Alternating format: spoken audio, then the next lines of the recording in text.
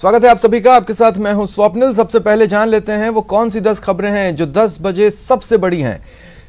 बात होगी जालोर में हो रहे बीजेपी के प्रदेश स्तरीय 3 दिवसीय प्रशिक्षण शिविर की। बड़ी खबरों में ईआरसीपी को लेकर सियासी संग्राम और बात कोटा में पुलिस के एक्शन की। बात चूरू में हुए दर्दनाक सड़क हादसे की जहां 2 बाइक की भिड़ंत में 3 लोगों की मौत हुई।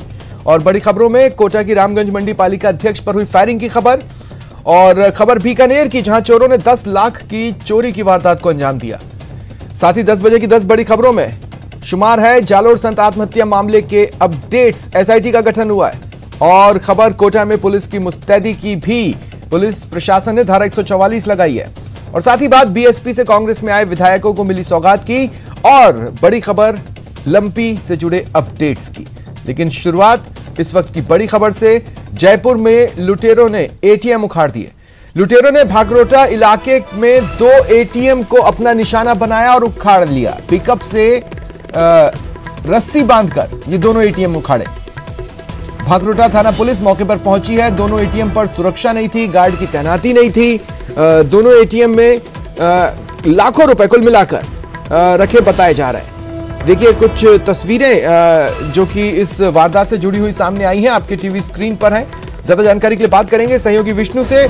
विष्णु, न केवल ये सवालों के घेरे में है कि आखिर एटीएम पर गार्ड क्यों नहीं था, लेकिन पुलिस की गश्त पर भी तो सवाल उठेंगे। ये देखिए, बिल्कुल पुलिस की गश्त व्यवस्था पर सवाल उठेंगे और इसी की वजह है कि कमजोरी का फायदा उठाते हुए बदमाशों ने, यानी एटीएम पर ना सिक्योरिटी गार्ड था और पुलिस गश्त जो व्यवस्था थी उसी की वजह से उसी कमजोरी का फायदा उठाते हुए बदमाशों ने सड़क किनारे लगे हुए दोनों एटीएम को उखाड़ा। आप देखिए, सड़क के दोनों तरफ दोनों निजी बैंकों के एटीएम लगे हुए थे। रात को बेखौफ बदमाश आदि रात को वहां पहुंचते, पिकअप से पहले एटीएम बूथ में जाके तोड़फोड़ करते हैं, उसके बाद में रस्से बांध करके पिकअप के जरिए दोनों एटीएम को उखाड़ा जाता है। और उखाड़ने के बाद वहां पर बदमाश दोनों एटीएम को उखाड़ के लेके भागे। करीब आधे घंटे तक ये वारदात कम से कम रही होगी दोनों एटीएम को उखाड़ने की, लेकिन वहां पर कानों कान किसी को खबर नहीं लगी, ना पुलिस को खबर लगी, ना स्थानीय लोगों को सूचना मिली।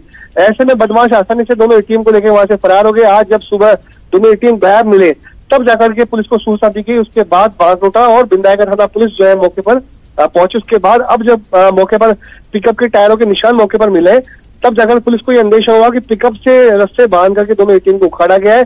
अब पुलिस सीसीटीवी फुटेज जो सामने है उनके आधार पर बदमाशों की तलाश चाहिए एटीएम के भीतर। इसका मतलब ये साफ है कि वो पूर्व में इन जगहों की रैकी कर चुके थे। वो जानते थे गार्ड भी नहीं होगा, वो ये भी जानते थे कि शोर होने पर आसपास किसी को समझ में भी नहीं आएगा। जी बिल्कुल, बड़ी रैकी करने के बाद इस तरह की वारदातों को अंजाम दिया था। आमतौर पर हमने देखा है कि एक जगह पर एक एटीएम को उखाड़ ले गए या तोड़फोड़ करने का प्रयास किया, लेकिन यहाँ पर सड़क के जो सिरसी रोड है वहाँ बिंदायगर के आसपास सड़क के आमने सामने, यानी दोनों एटीएम आमने सामने लगे हुए थे। ऐसा भी नहीं इनमें कोई दूरी थी।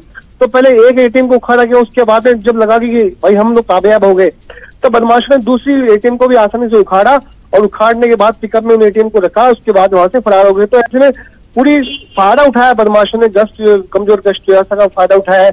और लोग चूंकि वहां पे थे नहीं, सुनसान रोड थी, तो ऐसे में पूरी प्लानिंग के साथ इस वारदात को अंजाम दिया। जिस तरह से देखिए मैं तस्वीरों में देख पा रहा हूं, चेहरे भी ढके हुए थे, इसका मतलब है प्रॉपर तरीके से इस पूरी घटना को प्लान किया गया। अंतिम सवाल, क्या ये जानकारी मिल पा रही है दोनों एटीएम में कुल मिलाकर कितने पैसे थे? जी देखिए, अभी तक पुलिस ने बैंक प्रबंधन को सूचना दी, तो चूंकि आज बैंक जो है खुलेंगे उसके बाद ही मालूम चल पाएगा कि दोनों एटीएम में कितनी अमाउंट उसमें रखा हुआ था। तो फिलहाल अभी तक ये जानकारी सामने नहीं, क्लियर साफ नहीं हो सकता है कि दोनों एटीएमों में राशि कितनी थी। तो दोनों एटीएम जब बैंक प्रबंधन के लोग वहां पहुंचेंगे, जो कंपनी वहां पर आएगी जो रुपये डालने का काम करती है एटीएम के अंदर, उनसे पूरी पूछताछ के बाद ही साफ हो सकेगा। ठीक है, चलिए शुक्रिया।